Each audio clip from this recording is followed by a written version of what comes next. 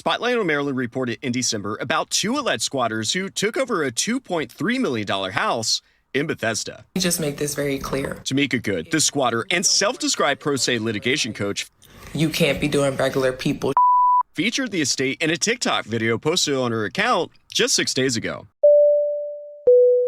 If you ever have a question as to how simple of creatures men are, just look at what men do when they have everything they could possibly need and get to do what men actually want to do. It's always really simple stuff. A slow kill on my camp. Oh man, he just shot my own guy. Yeah. If you ever see like one of those coming, you might be in trouble. Man, look, y'all just prolonging the inevitable, man. Cause they can't get into my base, man. Why don't you build some more stuff, Tim? You got plenty of money, build some more tanks and Goliaths. I don't know this map, but there are about 6 mineral fields, 4 Vespian geysers. I mean, it takes a pretty huge mistake from a Zerg player to fall for this and get hit by that. Oh my God. Oh my goodness, he's trying to get that shot. It does land. He gets all the Brood Lords. What? Oh my God. Oh my God. If someone makes a list of 10 of the most important games that were ever made, one of those games is going to be StarCraft 2. It was a simply amazing game. It still is. And it's the first game where when you played it multiplayer, it wasn't just like a random game where you got lucky. It was real-time war strategy at the highest of highest levels. And then the Koreans got their hands on it. It's hard to imagine that over 10 years ago, League of Legends would host its first World Championship event in 2011 with a prize pool of $100,000. And it's even harder to imagine that a decade prior, StarCraft had already achieved that and more with professional leagues, corporate sponsorships, and nationally televised tournaments. Korean Brood War is the granddaddy of modern esports. It may not have been the first game where you could go pro, but it's the first game where going pro actually meant something. During the 2000s, one of my favorite geeky things to do was to stream the global StarCraft League tournament. They call it the Global StarCraft League, but it was really the Korean StarCraft League because they were always the best players. And there's one phrase that answered why. It's called actions per minute. And these guys were amazing.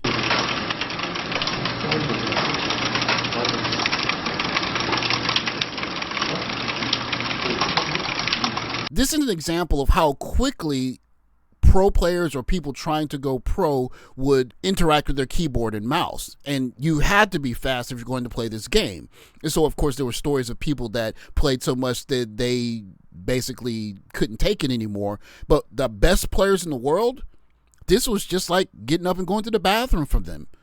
And watching this on television was fascinating. But not only that, moreover, seeing that many people caring about a video game reminded me and many other men that it's not women and sex that make men go. It's when men have enough of what they want that they're content, they rarely, if ever, want to go back to, well, things that cause responsibility and heartache and difficulty. A lot of people have questions around why I choose to require a man to put an asset in his name in order for me to go exclusive with him. I feel like as a man, whenever you go out, you should have a baddie budget. When a man asks me to go exclusive with him, he's not just asking for loyalty. He's asking me to cut off access. He's asking me to cut off access to men who support me emotionally, to men who financially invest in me, whether they're paying a bill or whether they're providing gifts. He's asking me to cut off access to men who cook for me, men who invest in my son, men who make my life easier. Me and my friends, we're at a table, we're having a good time, but you know, we need water at a certain point and we don't have water, so I take it upon myself to go to the bar and order 4 or 5 waters. There's a man trying to talk to me and I was like, okay, amazing, I'm trying to order this water right now. He says, oh, I'll take care of it. I said, okay, it's me and it's my friends. I said, it's 4 waters. He's like, oh no, I'm not gonna do it. I said, do not talk to me again tonight because you don't have $47. Yes, it's expensive water, I understand. And any man who wants access to you exclusively, but no responsibility, no real, true, tangible responsibility, he's not looking for real commitment. And so that is why I require an asset in my name before exclusivity, a insurance policy, a investment account with my name on it. Cheating and looking I'm not cheating. my screen. Malik is cheating. You stupid, man. Just for that, Leak.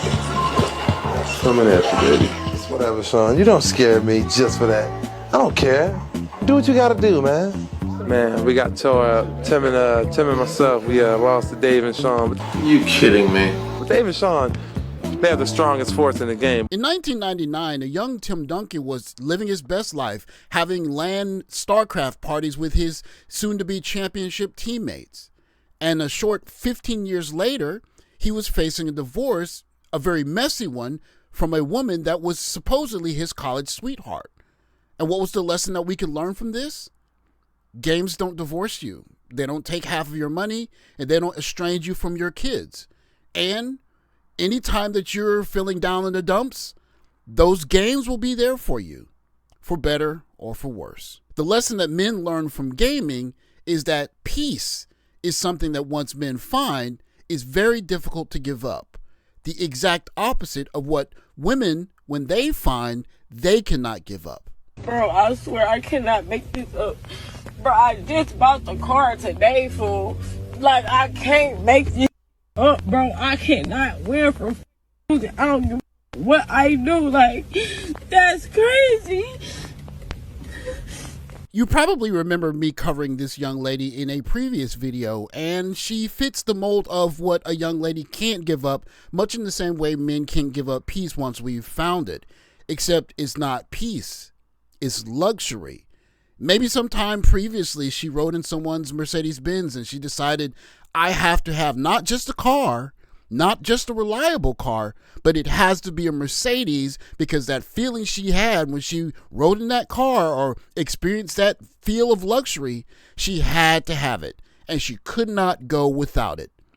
Luxury at all cost. I never imagined that this would take this long. Spotlight on Maryland reported in December about two alleged squatters who took over a $2.3 million house in Bethesda. You just make this very clear. Tamika Good, the squatter and self-described pro se litigation coach, You can't be doing regular people featured the estate in a TikTok video posted on her account just 6 days ago. Watching this particular news report, one moment that really struck me was seeing this woman who's squatting in this house, blowing a kiss to her followers on social media.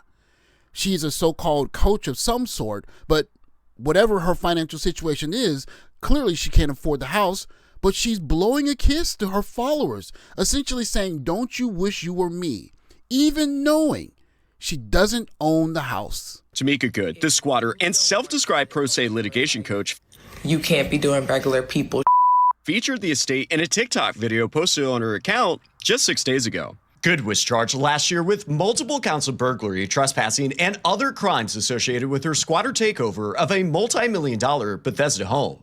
She had a scheduled court appearance on Thursday morning. In exclusive footage obtained by Spotlight on Maryland, Good can be seen in a black Porsche Cayenne leaving the property soon before 7 to make it to court. During the trial, Good argued that it was unclear which bank owned the foreclosed house because there was no clear trespassing sign. The assistant state's attorney for Montgomery County replied after hearing Good repeat herself multiple times, saying, I know who doesn't own the property, and that's Tamika Good, adding, this isn't some vacant, abandoned, way out of the woods house. Hi, Miss Tamika Good. Do you believe that squatting is a crime? Why are you in a $2.5 million property, Miss Good? After 3.5 hours of arguing her case before a judge as her own representative, we attempted to make contact during the trial's lunch break. Get out my face. Ma'am, why are you in a $2.5 million property? Meanwhile, after Montgomery County Police followed Good into the garage to survey her actions, she went back to the courthouse to argue her case for another hour and a half. What's very interesting in watching this is that she really doesn't have a leg to stand on in terms of the legal aspect, but she's fighting the case anyways. But more importantly, why did she choose a $2.3 million house to squat in instead of finding a regular house? And why is she driving a Porsche? And the answer is simple. She's addicted to luxury. And anyone that's dealing with her, any guy or any of her friends, probably already understand that whatever happened in her past that made her want this luxurious life, she cannot give it up. To the point where she will go on social media feigning a lifestyle, living in a $2.3 million house that she clearly doesn't own, because it's that important to her to be close to this luxurious lifestyle, and anything less will not be tolerable or acceptable. In effect, she can't give up luxury the same way that men who have found peace can't give that up either. My ex, right? He used to play video games, right? And every 2K holiday, we broke up. Like, I would do cartwheels in front of the camera naked, and he would just be, excuse me. And I'm like, I'm out. I hate this. I hate you. Like, I hate this game. I want to break it. How long did that take to wear off? It was like weeks. It was weeks. Okay, I mean, okay, cool. You know, I didn't, but... Yeah.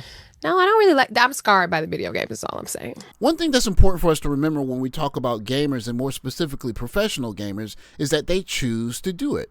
And when you see professional gamers average upwards of 300 plus actions per minute over a sustained 15-20 minute period, that's something they're doing for fun. It's maybe a bit stressful, but is it as stressful as divorce? Is it as stressful as being estranged from your kids?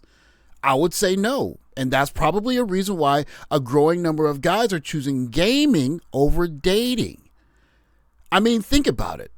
When it comes to gaming, it's pretty darn easy to make a guy extremely happy. It doesn't take much. Yo, what the f? Yo, that's a 40-foot. Hey, yo, Nino. Oh, you don't know what's going on? Hold on. What type of screen is this? Oh, you don't know what's going on? Hold on. Top of the world, man. Hold on. What the f is up?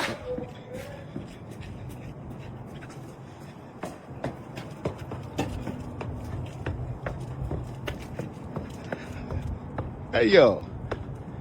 Oh, you don't know what's going on? Let's do a quick thought experiment. Go up to your average guy friend and ask him, if I took your favorite video game and put it on a big screen that was big enough that you could have a party while you were playing it, would you rather that, or would you rather go on a date with a really beautiful young lady? And I would imagine in 2026, you would get a clear majority of guys that would say, well, the young lady is going to make me pay for this, and she's going to make me try and qualify myself, and I'm not guaranteed any kind of ending it all besides just emptying my wallet. But on the other hand, I get a chance to enjoy a game that I love, and on a big screen to boot. That's a pretty easy answer. And on this screen, it's going to be StarCraft 2 for some people. It's going to be Mortal Kombat for some people. It's going to be Street Fighter for some people. It's going to be Grand Theft Auto for some people. And if you ask guys, would you rather this or would you rather dating? Guys will say, well, I'm at peace when I'm playing video games. And you're seeing a growing number of guys say, I'm not going to give that up for dating. Just like when young ladies get accustomed to a taste of luxury lifestyle because they're dealing with certain guys, or even if they're paying for it or funding it themselves, they can't give that up either. The only difference is, of course, gaming doesn't make guys go bankrupt. But guess what does? Not just divorce and child support, but trying to date young ladies that are addicted to luxury. Two different addictions, very different outcomes. Thanks for watching. Like, subscribe, comment below. I'll catch you in the next video. Take care, guys.